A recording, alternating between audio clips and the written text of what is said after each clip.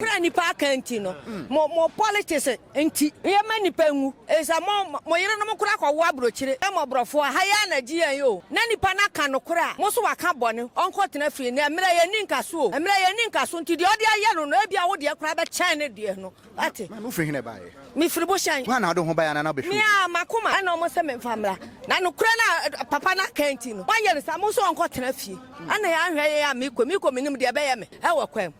Yami bet share binomoka. No be ya for say cancer. If we have my baba say be busmi mi lu. Me nya do kwatampo mo hweme. Ele say ba ya say mo kwasraki. Ya betena wo saa. Me nya do kwatampo mo hwe. Afi say enko fie. Ni say de abra hu ni su ya e di ko fie. Ade na ba say wu akama ya hwe abu me mela ne. Me ba ya so ya say ahbe say me say amera na wo twe say ne. Da be bedu na wo twe say me wu na me kwa na me ba. Ti abusuan hwe saa brin so ahanom so ayarefo ni bi e beja hwe no. Bi na titi nua ya se. Ebi nso na te share de ya se wa ha yi. All because a doctor phone ho. Me ba tro me de me ba ine ba. Da bi o mo se yenko fie o man san my date bi aba. Ya mama ye number say yen free. Obande na ye no. Me ba tro ye sickle cell patient. Nye yenko apimfo nyina mama mo kofi. O mo kra do mo kofi ana papa na. Tie wa ha no mbeka chese yenso meje card na yenko. Ukwaje na wo kofi ni ama number say. E ya free week time no free. Da bi minti me va ne nko nearby hospital gi se he ya ntino. Ye de ye be twen. Say ne crisis bands we. Crisis bad. The only thing I we ye betimi aye ne say. Wo aduro ho na wo de ama no ni aduro na wo painkillers na wo de ama. Ya deba ansa na dura betwera ma me ma duro ba ko bi ameto osumi mienu 14 million osumi mienu de 14 million e na meto sa duro ansa na se wanya bi woji ha de yedi ma oji no wanya ni na wase yakoto aka ho na obetu ya ka sika ba me ba ya se date yedi ma me se na otwe mensa mra se ukunu ni bi na wo ma ni bi a di adwuma ba na wo ya to sa no we nyina san ya tu ya ka sika ya te se ya twen eye CEO Komfo asan se wa keka nsemi anaso wa pam patients or mobaha. No crane my kind letter na CEO ne the buy and my kind the health ministry at the buy. Blame the ministry. I'll blame the health ministry because Komfo Anokye no problems no ho dada. Sa problems say baby anipa beda ne ade ni e ho dada. Oheneba Media for na efremu. Ayebo me say media royals. Media mu ade hye no. Asiebo ana einta semana. Amamla ni amani emu dwumadie. Oheneba Media betenete enti amanfo muntie na nyado abusuan ya mama kwaba emfamra Oheneba Media so megidi se ohoye yenso ye hoye pa migina Komfo Anokye aban ayaresabia Komfo Anokye teaching hospital itwaniti ase cast wo eye asante mantem Kumase na yenya ntie se adokitafo a wo mu na ehwe eboama eye ayaresfo epomudine timi asepi asita no womo ede womo nade ene wo mfidie nyina agufom se womo nya dwuma bio asembe enti na aba ne sa ye ba ne abedi nkomo ye bebo modin se ye ne panifo ebe kasai sanse ye de kan abehunu eye PR unit ena finso administration abesere kwan se ye betimi no makasa na so akwanya baba me ne omadi nkomo a ye be rom ne no makodi nkomo ne bisa se ye de asem ena aba patient aba wo beja ye hwe so munya ye hwe no ye no mbekasa wada ma aba so abo modi so be like amame share no be sanka bia fa comment bra ebegu ase ebi onso so no unya subscribe to your channel na why ne sa na bibia tumi aye kama me did Crawford as brain tap send us wo mo enebo etwidom ene adontere metimi ere sa news aba abedan abusuan sare mdi kanka ye no Komfo Anokye aban asabia ena megina yi nanu adan ne beto odwa se ayaresabia mu mpanifo eye chief executive officer ene management enyina kwasetena akwadwendwene ho ehunu se eye baby a wono mo hwe emergency cases mo emergency unit no ehwa ye ma ehwa ma ayenti no se obi enya seminar chese very critical emergency intensive na o de baha onya mpa enna so wo munya kade emfa nhwe sa nipa no enti no o mo de kokobo kwama obia se unya emergency case bia bomode na fakọ ayaresa bia foforo ben wo sine so de beba Komfo Anokye aban ayaresa bia sanse ahaye ma na abusuan asebe beto odwape na soafo a ohwe Ghana apomudine ensem so ne na soye enso de krata aba ayese omampani His Excellency John Dramani Mahama de release biaba anase wo de nsem bia beto dwa se ayarehwafo so bi yare net sen kra na ye de ne ba ma ayaresa bia ha ene so nipa no de besensen ho na ahwe no se wo de ne kon besi ho se obeda ye so obeda o mo hwe sai nipa mamu ntane obi a we esan abrante furniture samisa ne dia esi ye ema ye tane na we a ɔde to ananan mo nsia dunti no mampani the directive aba sɛ ma dokotani bi antani obi a weti sɛ chief executive officer a ɔno yɛ appointee edema the president etimi ede sa release ba bontia na sebe wabu amampani ne nu masem ne mmransem so enuti no onko tena fie na onko ya suspend ne kakra kosi se ombesan afre no no mo ye mu hwehwemu ebi onya ono nko a PRO a woda ya resebe ano so no ono so no ya suspend no na abusia asemi ba ye na health service workers union I work on Komfo Anokye aban resebe o me part of trade union congress ebio adokotafo nka bom ku a ewo ayaresabia ha ene woni a eka bi ewom na mo hye gina kire se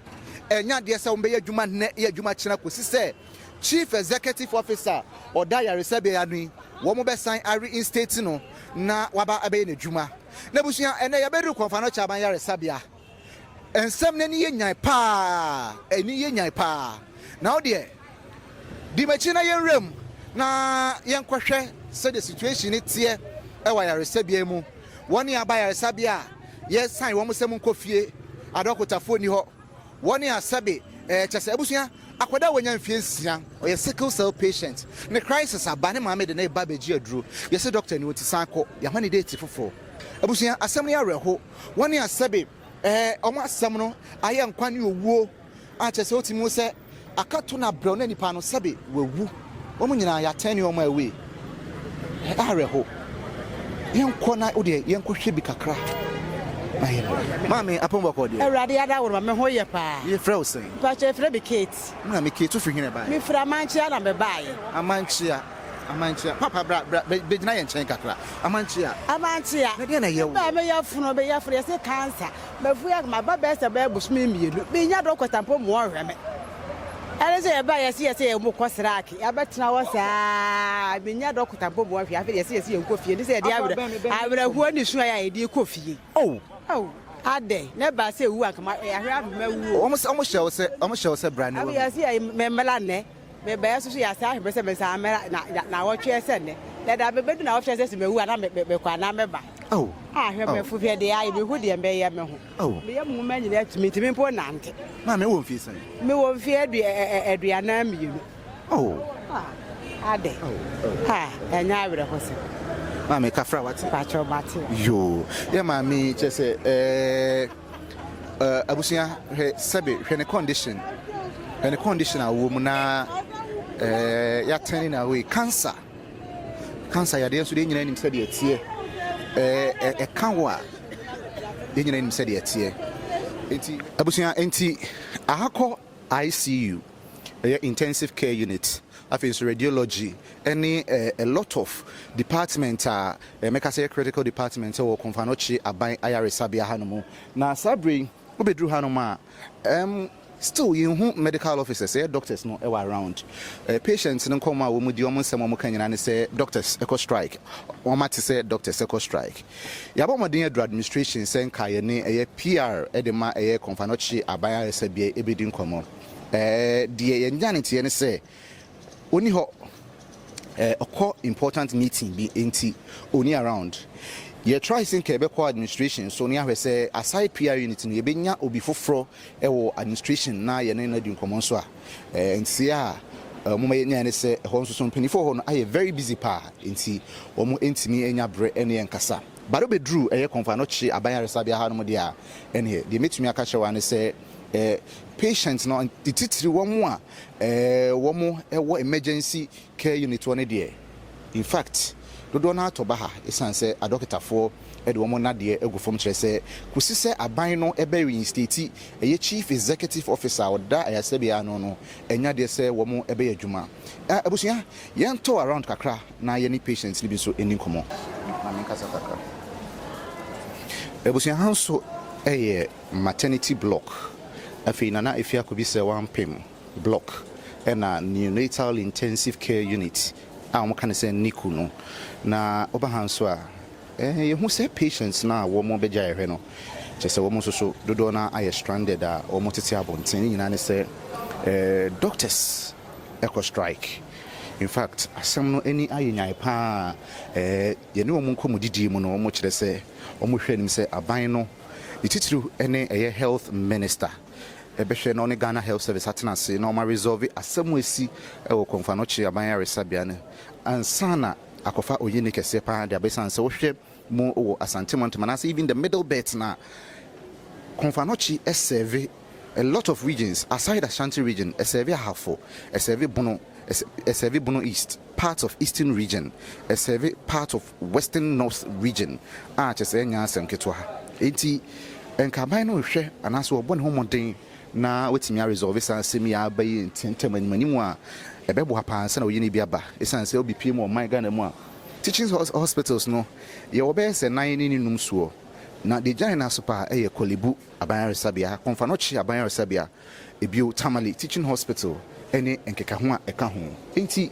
se hospital kesisi a serve man for no doctor for kase o mako striker ene ne ha adwene pa na nkrofo apomudene ene da asanye mu mami apombo kode na ehena free ba hanom free macro magazine macro obaye ya show pacho de bedru time bedru ya be 7 o'clock no past 7 how by the internet show pacho mbaye no na me connect ayi for no titi table no mo chere se doctors in the strike enti le omo nhwe no mo ka chere se ye ntwen na omo nya ayi bia se bia ye nkofia na se ombe me date nti omo ani mo hwa na ye hwe se ye be me date ana ya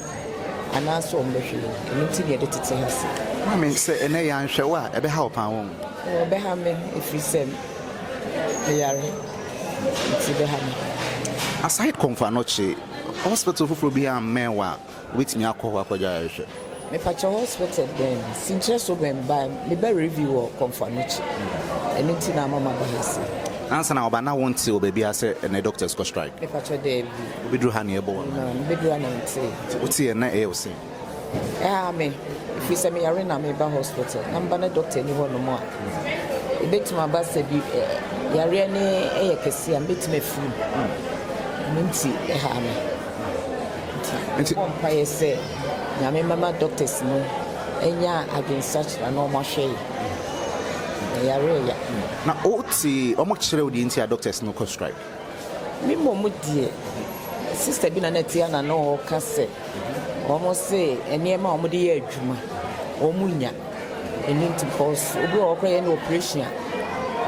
I was so many bed demand but omo di bed eni nti na omo ko hospital omo ko strike to me sana omo ka kama mati. All right, mami that's a part. Okay. Yeah. Ebusia enti ahanso a part of the general OPD. Ye ba ye ya beto ye mame no bi ye papa no bi omo yare ye nua no bi omo yare a omo de da bench so e wa bontene. All in the name of say doctors eco strike. Ye ne mame no bi abedi enkomo ama omo kire say ebi no free chichichi ebi kwa free outside Ashanti region. Ene ba ye esan say ene ena my appointment dates say omo me hu doctors umba yan say doctors go strike to omo ye mbre mu na ye hwa de uhu omo ededa mechi ha na uhu say omo nyina ye patient a omo ba Komfo Anokye aban aresabea ha eba beji ayarehwe ena omo ededa deda hanom no enti ama eni aye nyan pa say da ben na doctors ebe ba anaso mbe resume adwuma ne de yenim says here Ministry of Health release about bonting omo kire se enka doctors no hwe se omo be sign aba be ye adwuma ententem so Ghana Medical Association de omo de aba Doctors Association of Komfo Anokye aban aresabea so de omo responsible Ashanti Regional Minister kire se woni doctors wa hanso so aba be din sheni da ben na doctors resume adwuma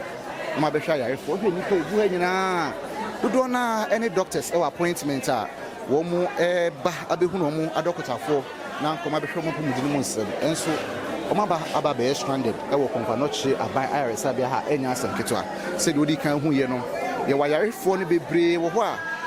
omo de chese be ka se omo pomudini no ekofo nkwade a failed eno omo de dada bench so ebi sebe ebi da nkonwam ebi so da bed so but esi abonten say doctors eco strike enti yenim de sesi ananamo aban no ebetu afa ho Ministry of Health Ghana Health Service Regional Coordinating Council and afin so no aban mu mpanifo na no yenim anamo on betu afa ho a ebeboa ama doctors asan ba no hwehwe ayarefo emu nkwada emu mpani woni awawo abakachan enkwakora emrewa tesebusua ha adwene pa ebia na yade critical bin to ma onkudru hospital enka betisa enkomoyase nti yede ye wa ha yede ni di akire bebi ebe bi ebe se ye ni mpanifo ebe kasa bia no obi ha se on kasa sisi a esan ebia sanctions a yede toto eye mpanifo na wo mo eda ayaresa bia na no ntino obi anya na adwene se oni ebe kasa no wa train the way forward nemum patients na aba hospital no na dodo na ka wo makosem e de akire en central factory se sei no de chese bibia aye bibia ho enti wo mo se doctor simra wo mo so a enye doctors no be sure we bia wo mo ba for just normal ene ma ne de wo mo do maba wo mo be twen bia nurses for ne ade enti ye hwenim kosi se premo ebeto no de empanifo be yafa saa asem hweye papa pani a oti ho ya atimi se papa firi chirichiri ton e na waba ebeje ayarehwe enso waba abeka akwantifi a doctor for hwehwe wo mo enti ye boy homodin se betimi ni empanifo no edin kita ho even though se omo kire se se ade omo ne yen kasa no ye gosu bo modin bia se ombeba beka asempa e de akire ye ne bia ka oman ni nyina esan se aye very critical point ewo eye Komfo Anokye aban ayaresa bia ha no na ebusua eno na Health Services Workers Union of TUC Ghana Komfo Anokye Teaching Hospital Special Region almost so ere krata foforo aba beto abontene na mekenkan opoto kasem no madane aba fi kasem o say suspension of the chief executive officer of Komfo Anokye Teaching Hospital and matters arising. The Komfo Anokye Teaching Hospital branch of the Health Services Workers Union HSWU has taken note of the recent development in the hospital with grave concern. We wish to state that the suspension of the chief executive officer at Komfo Anokye Teaching Hospital and the directive that the Komfo Anokye Teaching Hospital board should investigate the hospital's public relations officer constitute an overreach that has worsened an already difficult situation at the hospital. The real issue requiring urgent attention is the congestion at the accident and emergency center, which continues to place enormous pressure on healthcare delivery and patient care. Unfortunately, this critical matter appears to have been sidelined. Accordingly, we demand the following: 1. Immediate review and reversal of the suspension of the chief executive officer.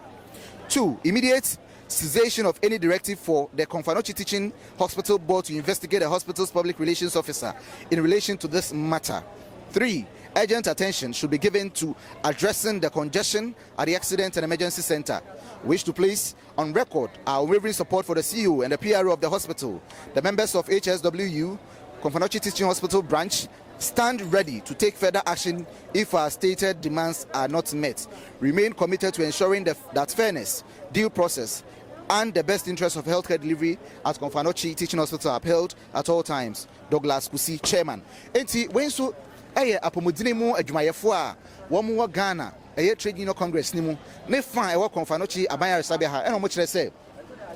wo mo so mate se a doctor for Komfo Anokye ekọ strike na wo mo de tie wo mo tie nyina wo mo fa so bo ne mo doctor for this and say doctor for ne nyamfum so bia de wo mo nim ne wo mate ne se chief executive officer o da resabia no aban a suspend no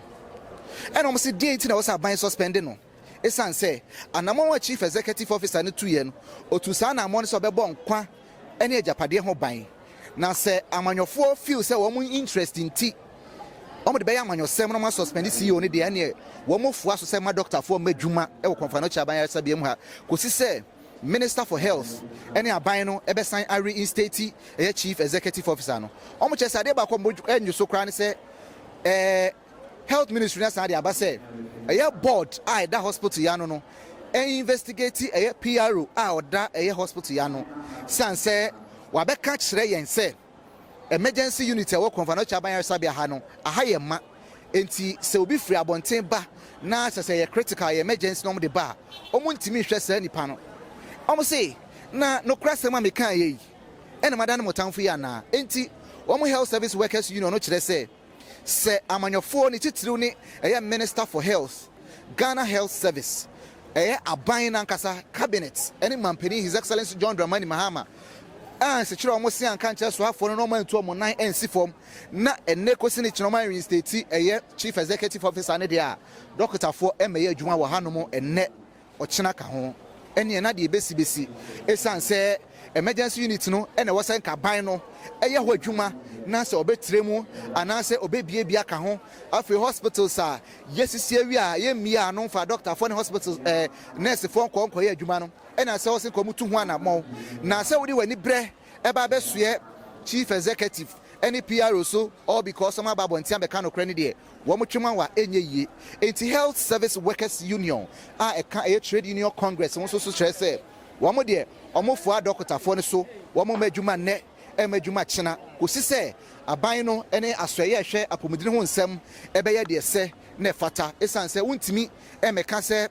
board ɛwɔ hospital ha enkoye hwehwɛmu investigations enfa PRO ne ho ɛwɔ asɛm ho PRO ne nyɛ bɔne bia sɛ wakɔka sɛ emergencies ɔmo nyɛ emergency case bia no nyɛ bɔne no kura na hɔ na ɔmo ka na yɛ no kura nso sɛ wobepie mu ha no ma emergency unit ayɛ ma yanka sɛ ba ye hunu bi ehunu sɛ ayarefo no ebi ɛdeda abɔntene ebi deda bench so ebi mpa omra so si abontene ebi ti akonwa mu na omja hwehwe na kyese there are no spaces here am betimi accommodate sa yarefo we nyina no mahwe wo mo enti so mo kan sa no mo kan papa mu se beye na manfo no beda omo so na omo mfiri ba bi emewura sa omo ba beja yarehwe wa bro beba no na sebe wo ma nya yarehwe papa bia ye besa akobo dini se mpo no me ko Komfo Anokye e na omo anhwe me e na makọ akwa yade anase makọ akwu enti wo mo de omofoa e ya adokotafo no so se wo mo badwuma ne emadwuma kyena kosi sɛ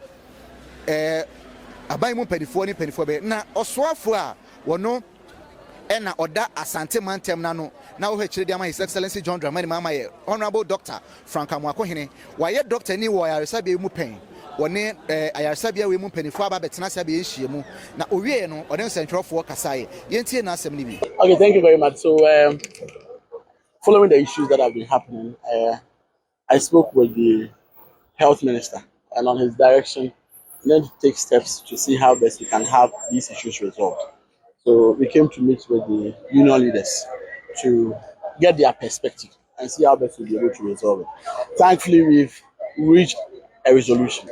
However, they will make the communication themselves. So I'm sure that in the course of time, they will do that communication. Once they do the communication, then we'll carry that from there. But we want to assure the public that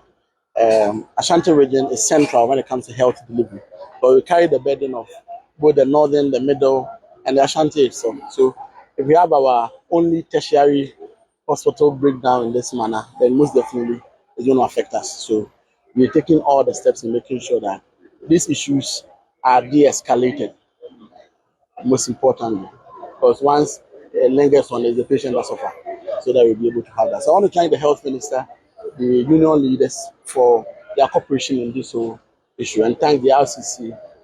team for joining us in this resolution. So we'll communicate the resolution to the health minister. The union leaders will also come out. Then as soon as possible, we implement the issues thereof. One other issue that came up was Sewa and Afari. What is that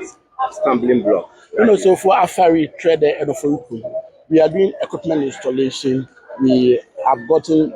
some funds for the contractors so that they will do the finishing works in terms of the construction-related issues. The Regional Health Directorate is also doing a staff rationalization and deployment so that we'll be able to open it. As early as possible, we'll open it so that we'll be able to take off the pressure from Komfo Anokye. Beyond that, we are working on a concept where we could have reverse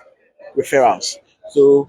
say Tavu Hospital could not manage the situation. They brought the person to Komfo Anokye. We've been able to stabilize the patient for a certain number of days. Can we do a reverse referral so that the patient can stay in there and recover from there instead of adding to the numbers over here? And also we're looking at a concept where instead of referring patients here, can we refer our consultants there? Can we refer our residents there? So these are all issues we are looking at. So the health directorate is mapping out the region. After all these are done, you hold an engagement with the public and let them know that if you bring the patient to Komfo Anokye after assessment, you realize that you can let the patient go to, say, Tafu Municipal, or say go to any of these district hospitals. It didn't look like Edward and inside the coach. And get to understand that it is all part of the coordination to make sure we are not congested. But most importantly, the president and the health ministry and the health minister, we are working seriously on the Sewa trader and free. You are a medical doctor yourself. Going forward, what should be done? So communication gap, that is one of the coordination gap. These are the things that I identified, and I think that we're going to work more on that. For expertise and everything, I have absolute confidence. The only issue had to do with communication and coordination. Abusia, enti eye Komfo Anokye Doctors Association kada a release omo enso de ababontini na ochre say we from the chairman of the board Komfo Anokye Teaching Hospital Kumasi and there was a notice of industrial action at an emergency meeting of the Komfo Anokye Doctors Association held on 5th June 2026. Recent events in the health space involving the Komfo Anokye Teaching Hospital were evaluated. There was intense deliberation on the unprecedented congestion within the emergency department and the resultant measures instituted by hospital management to ensure the continued delivery of safe patient care. Members expressed profound concern that actions undertaken by management aimed at addressing serious patient care challenges and ensuring patient and caregiver safety have rather resulted in disciplinary sanctions against the chief executive officer. They were unanimous that the decision by management to temporarily halt new emergency admissions and coordinate with surrounding health facilities was an important clinical and administrative intervention intended to prevent avoidable loss of life and preserve patient safety in the face of severe capacity constraints. Asema doctor for ekuewo Komfo Anokye kan say wo motena ase dan hyiemu aya wo mo yetena ase access ne ma wo ayaresabia ha no wo motena ase gine wo mani hwedin hunu say wo mo intensive care unit wo no mo no ehwa ye ma enti se case foforo fra bonten ba ha no ma anya de so betimi handle eti wo mo sre Ghana fo manfo kumasefo obi ya say wo a hododo na ye emergency no men fa ma Komfo Anokye aban ayaresabia ha na mum fa ko ayaresabia foforo e ben wo esan so de ba ha wo mu ni dabre a wo be mo wada mpo eno manya baabi e de wato ahwe na eno e decision a eye management e take years omo de boa ama pomudene mu nsem etime esipesita na woni a waje woni ato hadada no ometime nya bre ahwe omu yie omo ko take side decision ade omo ti ya ne se osofo a wo hwe apomudene mu nsem so eye minister for health Honorable Kwame Minta Kando edi abase chief executive officer a wada Komfo Anokye aban ayaresabia no was suspended no onkotena nchen womo se womo tia se enye yi sanse anamon wa chief executive officer ni tuye ne nankoye edi aboa ama eye manfo ne ho etimi ahan womo bokoko se beye na se mpo no obi ewo intensive and as emergency case bi a also de ba Komfo Anokye a or de akọ eye hospital for ben bi ti se Suntreso bi ti se Menhia bi ti se Oforikrom e bi ti se hospital sai ben no nyina esan se aha no no aha ye ma womo gi ayarhwefo foforo a enye yi enti software no e de krata ba bontene se was suspended a chief executive officer or da ayaresabia no a na chese ntwa ye no nti enom so ko ben kromo no wom tenase mi enfom se kan nwa nanka esan se pani tenase ma mofrawe nanka yebu nankare fa ya na yebu nika ho binti wom entenase ma sabia amanyofo no emfa eye adwumafo ye professionals no esikan nya nanka na da ne da nyina asa amanyofo tose wom enti kosi se oswafo hwa pomudine mu nsem so ene aban no ebe nhihye na chief executive officer da hospital ya no on be reinstate no nya de se doctor fo no ebe ba ababa ye adwuma bia wa hanomo enti se wo ye yare ni na sabi only doctor appointment e bia na ofri hafo ofri Buno East ofri Western ofri part of Eastern region ba bia ofri wo man mu bia wo appointment wo Komfo Anokye aban ayaresabia ha no oba umeto doctor ni so be sure ye ba ye say de mo ho see ya to facility ni mu nyina free apoye kosi ato ya na afo kosi eye atifi no doctors any around ubisa patient bia wo say maba me ne doctor appointment enne me ba ye say doctors akọ strike obu okra na onim de nti a doctors ne ko strike de what ya ne say doctors ko strike nti no either so be ko fie ana so be twen kakra ebia na doctors for no matimi resend wo mo decision na say bibia ho patient is stranded. Ye ba ye hunu ye papa no mpanifo maame no mpanifo ye mates chese ye tipenfo ne ade a wo mo ye de mu aye den ebi de da bench so ebi dida plastic chain mu ebi titi mantwe a wo mu nyina no sebe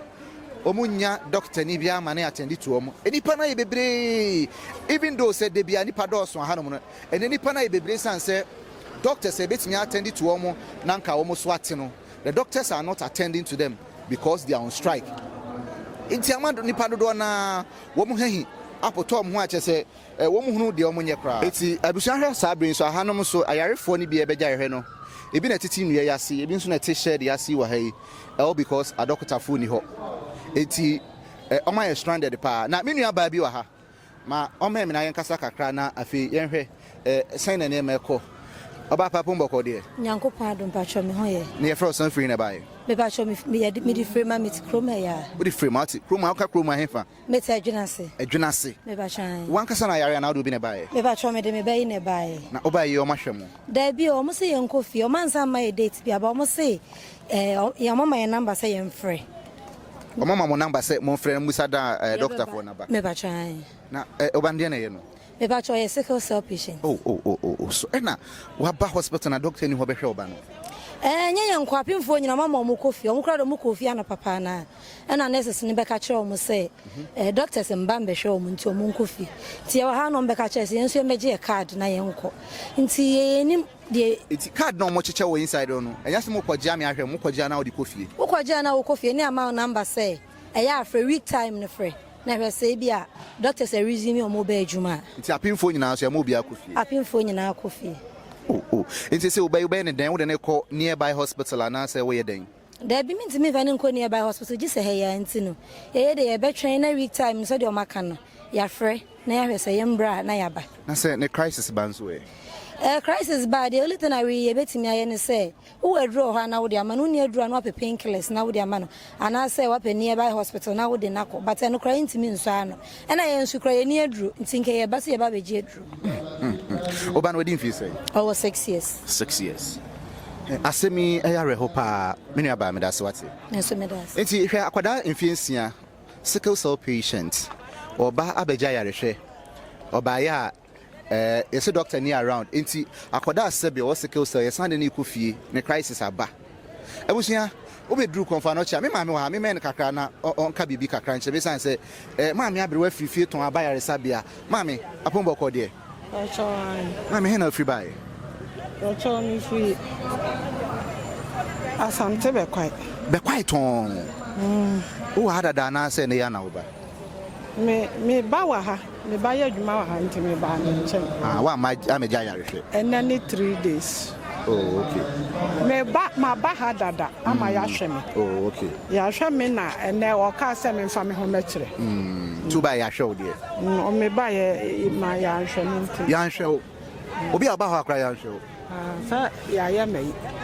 ya hwe me ya ma me nura we na o se me mfa me ho mekire na ba doctor na o de ho bekire ni ni oba yeso mo strike minim ya so o mo ye meeting nti ya tana sa mate abusia hwe won ma apie bebrebe nyina o ma enso ma ya hwe mu o ma jo mo card na mo kofie esan say yes mame obeka kakra kire ana just say o mo pie nyina opani be me na say de obey apombo ko de ya me adom na de wo na yare na do bi na ba na me yare me ba je duro me ye cardio me ba cardio me ba say doctor phone ho cardio na doctor ni wo be hwe wo doctor ni ho be hwe ma hu yasem na wo kan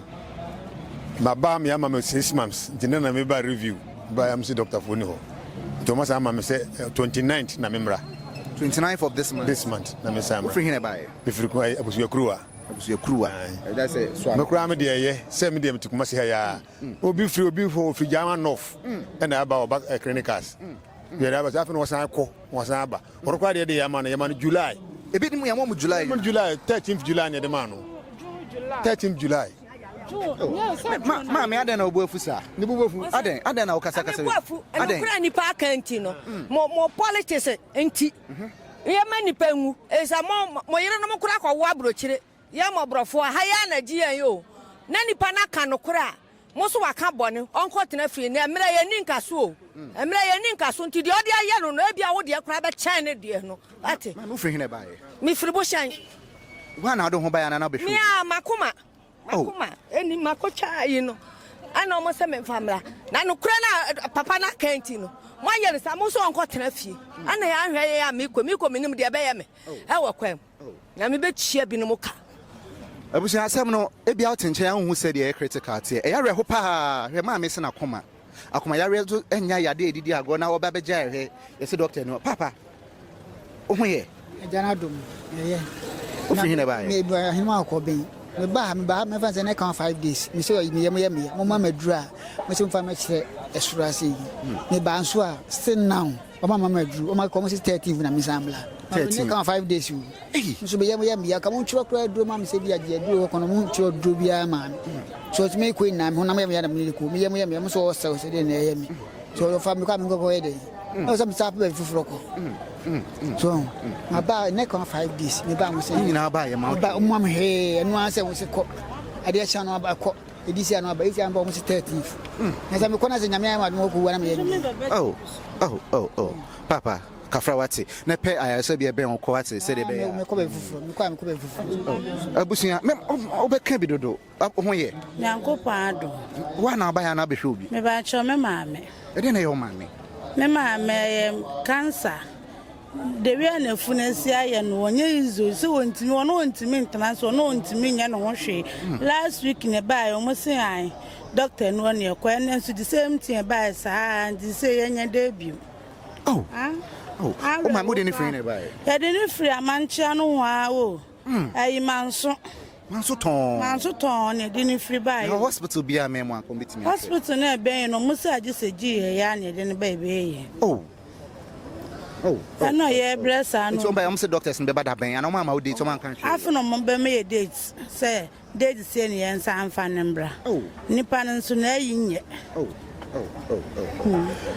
are hopa ebusia enti patients ne bi ne no mudin komo na afi so ye visitors ne bi ne no mo kasa no chese obi be kasa the situation as ten sir aye bibie wo ho wo ba na asan abo go away yesikofie doctor eni ho no mo eduru kwa ye ma bi na campus ya hwo wo ti say ye bubo dini bebre wo inside one ma na nya say ye bo dini abehwo na mo ye bo din ma beje o card na okofie je say obi a atwa mu na ne bu afu ye ne bu mfu ye so anu aye basa esan so ba ye mami boko be me kakra boko de je say mami say osremia asem na ye bibie ho wo hu asem na ye bibie ho mpanifo e da ya resabia no so enye ready say wo be kaza say kakra kro kan ye na woni eye minister enyamani ene na adie bio ene okokan ene be san de ye kwakwan na no na enkohwe nipa a trooping no mu troopi out e ba ko a won ba o munya ya hwe bia abusian hwe ye bre ya ote wona sebe utimu se ne situation no ye bibia ho hese de sebe okita bo kra na sebe ne yade ni mu ayede na me maame wa ha maame boko die owura nya boko sa obi a wo yare na wo be me wa na obi a wo yare na wo ba doctor wo yare wo ba doctor ho ama na hwe se de yade na akoduru na omo ama waduro adura yade ma no me se madura yade ma me bi ni abunu ho ba bi a ogidi mi free sampa German of me wasu okoye ben sampa so akọ sampa nchen no ho sampa ofri se kwa na wo kọ me ho ebredi kan ya oba ha ni ana ma ba ha mfie be yensia ni ya me be hu me doctor na bosumi mienu na ma beji aduro de atoso nsia na ma be hu doctor enna ne da me be hu doctor ntisa wa mantema wo be ka chi na gise ma odeti foforo nti anura me pon asora na meda akuromu ha ahimachi no na ne e betena ha ye wo hwa no mbe boy amane se nsensem bia si hanti ye ntwen se omo behwe ye na ebo no nwotwe ombe ba behwe ye ya twenya no nwotwe boy antehwi no nkura boy antehwi no ndu boy a kura ye nko bi samu amosi ye nsan nko gideti foforo kaska ya deba ansa na dura betwera ma mi maduro ba ku bi ameto bosumi mienu 14 million bosumi mienu de 14 million e na meto sa duro no ansa na se wanya bi woji ha de yedi ma oji no wanya ni na wasan akoto aka ho na obetu ya ka sika ba me ba ya se date yedi ma me se na otwe mi ensan mra se ukunu ni bi na wo ma ni bia di adwuma pa na wo ya to se no we nyina san etu ya ka sika firi ha kobo no me kwa ni mba 2 me ba ni me ko no 2.1 kan no kwasem nti ya sra ya aban yanka sa omo modni wa ye bi na mom mfidie na aguji ha ye ba na omo kyerɛkyerɛ omo ho kyerɛ ye no odibi ba sunyan ana brekum ana sampa ye benya doctors papa ho omo behwe ya ye metete wo ha sei ya dware betena se ye ba ye adwuma o so me so amo bagi makatua mo so mo ba ya ma anya adwuma eno ane se mo hwe ye nim ma me mo ka kyerem de ntia doctor fo na ma omo sin sensem bi wo ha ye nim nsam kura se aban ayi omo panyini bi adi so nko China se na otwe mienu enti na se mo panyina ya de kura na se ya twe na so a chawpa ne wo ma mo mpa chewe se chawpa ni ma mo de wo se mo ye ma aba ne ma ne be ye na dwuma no mo ma ne me ye na mo nyina mo bufu se ye nkonko wu ha nipa ba ku penti nipa dom bi mu firi a chiri te se de me firi a bi kura de che me na hwe senka eniema wo ho mfidie nkase ho anka obi beba ha mo bo nipa ba ku nti se ye nyina ye nwu mfidi ati asefo asase so na ye ma ya hwe mo ada ache mo beba ba hwe ye ya bi anya kwa eye mo ma me no ma hwe mo ye adwuma ko hwe o mo na ye so ye ma ya hwe o mo beba ba hwe ye no ye nwu na ye ma no mbra anya kwa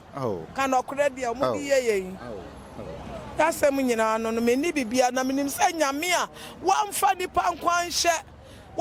pankwanhye doctor fo nsem no nyame no obehwe yen saa me kafra wate kafra na say no obekọ hospital for na obetwe me ko tonro me ko he fi sa ayi ya mam krata na firi ba bi ba ha enti hwan na me ko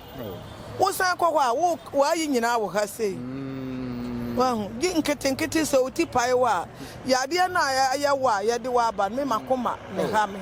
ana sa akoma na ha me no sa amfidie na omode hwe me ya de me ko hwe afidie me ana ehu ya de ha ma brebo ne makoma wo de ko ho na omonni sa aduro no bi sa aduro na me ka se 40 million sunyan eniji ha nko ane drugstore bi wo ha ho nko ana bi wo o ko no ho abi ne ho na o ka se wo ko doctor fufuro ma no na omode ma wo ha no wo nya bi wo ho ana ma ya titi no enka meko sunya na se brekum na me kafra wate yo na dia na meka ya meti ase die minim se obehwe yen ate erade behwe wampa abusia ye ma me asem a wokan krata a Ministry of Health assign dia by no ye latest kra ma me kan family hwedi wo mu e no mo se den asem no aye bibia ho Ministry of Health finds 10 of events at Komfo Anokye Teaching Hospital unfortunate na che secretary ni se asoye hwe apomudine nsem so omo kire mu se ensem a eba ana ekoso e Komfo Anokye aban resabia ha no che se enya nsem a de kra na yenti e wo se the Ministry of Health finds the 10 of events at Komfo Anokye Teaching Hospital unfortunate, where members of the Komfo Anokye Doctors Association and Nurses Chapter have embarked on a strike action following an administrative decision taken against the Chief Executive Officer, Dr. Pakwesi Beidu of the hospital, for non-compliance with established administrative procedures relating to the closure of a public health facility. Now, how much they say? And someone say Chief Executive Officer that I said your friend said Dr. Pakwesi Beidu before action as action as in kakra enunti ama a doctor for edomu fidegu from the decision to suspend the CEO of CAT, who is an appointee of His Excellency John Dramani Mahama, was carefully considered and taken in the interest of institutional accountability, patient safety, and the need to uphold administrative discipline within the health sector. So for each say the NCA and I say nyina so omugina so e de twen Chief Executive Officer Dr. Pakwesi Beidu sinsen no wo mo ye e de abon kwa ho ban e de aboja pade ho ban na bi so mama discipline twuma wo institutions akese bi mu sisesen. It is important to place on record that the suspension arose from the public announcement of cessation of admission into the accident and emergency unit, which is inconsistent with the directive of His Excellency the President of the Republic of Ghana regarding access to emergency healthcare services. And how much they say, the NT much in the sense in ano, the NT say, directive on my penny John Dramani Mahama Diaba say obi yare near the hospital said the Tibiano, Yenri Pano, my and 10 independent way. And the Chief Executive Officer and the PRO, and 7 to just almost 10 year away patients there. And they are not a hydrogen, and no tea, and our much nice answer one for Boo, our Mamma Penny John Dramani Mahama, and a Bimu and Penny for for the avoidance of doubt, this has nothing to do with the internal arrangements agreed between the hospital and the Ashanti Regional Health Directorate. Further, he was suspended from the administrative head of the hospital and not as a medical officer of the hospital. Omuche said, yenyi the decrase dokoteni yenyi ne krata mfili nemum se ono na da hospital ya no ahwe so se chief executive no eno na wono mo agefri ni nsem na also it will be recalled that during the State of the Nation address, His Excellency directed all public health facilities to ensure that patients seeking emergency care receive the necessary attention and are not turned away under any circumstances. Enti, what say Abraham and Peniko Jina Mrashebe Jeffrey now what they or mine Bobre and it's to the State of the Nation's address no car say. The TBA wire the patient bar Yenshano. And na Dr. Paco Sibedu, one Tiasia University, a woman acting as insane. The ministry is concerned that this directive was disregarded. May I suffer come and person make up of it, but what's a meko? May I refer Sabe psychiatric and be a Monday and no more Juma psychiatric hospital. Yama had that, or Modicaba, and almost say some Monday. One I back hospital. Miss sister. Okay. And I no pay me the number, or I am a member. And I'm a number. Maybe do ya almost said that. Doctors in judgment, say, come the buy this one, also one for. A friend of Mr. Copacabana for. Now, sister, no way. Was on the general, and your man Fafsa. Oh, your name must be. Aye. Oh, wow. I didn't know enough for Munai. Oh, Blay, I'm a wolf. Semo, Abusia. Ain't the situation there? We are critical. This is done what you say. Car crowd the buy your hind way. This is the song for Cano. Sabi I green mo enye yikakra na abushame to ase enti dog krata Ghana Health Service de abani nyina no me bone to a omo kire krata omo de ba nyina omo anka nsisu de ase asema esi wa ha no omo be resolve na emom wo mo be ka ase wo mo koye facilities ne foforo bi won kran ebi wo mia bebre na yesre minimum ni pakon de ne sa share sa krata ya se de ba adwa but omo sign rebium Ministry of Health and sign rebium because as someone see Komfo Anokye aban resabia no someone I was someone address na say ministry gina ba bi o gina say montimi reinstate CEO no na doctor for no so madwuma mo fa kwan bi so ebe ma doctor for na koma tomyem na wo say aha ye ma aha na ye ma no wan ka say wo be see facility for na so be bibia fa na mum akra ton de a na de free bu no ba ha no on metwa mu konkra na yesire mpedifo to de bia ma adwene no nya dwuma kakra esan say man fo nkwadese ne ye ba ye hu critical conditions a sebe obi o ha o da wheelchair mu obu a chese otifom branch your team achi no team achi ya sebe na no tini nsuo sa o chese na no tini nsuo sa ene ye de na faka esan de kofi because doctor intimation no ye ma me no tete ne papa no tete wo isu nyina ye woni a obegya yarehwe na doctor ni bia ni ho behwe mo enti empedifo asem na aba na mo address nipo de krata e bai eme nwanwa pa asem mutimi draft sakrata e de betu dwa abontene enti honorable kwabna minta kando yesrew woni empedifo o man na pom de ne hye mo nsa munye de mbetumi bia na monfa manfo ne ho ban esanse enkwa ho hia manfo na ekokoto aba ma munya atumi no manfo na nkwa na masade ato asani mu no ekoba ne sa enye fine opene kesi apomboko de nyame ado bibi aboko frost hina ofri ba ye frame Adams mi fri swame ne ba ase swame wona yare ana so do bi ne ba mi hu nipa ne wa ase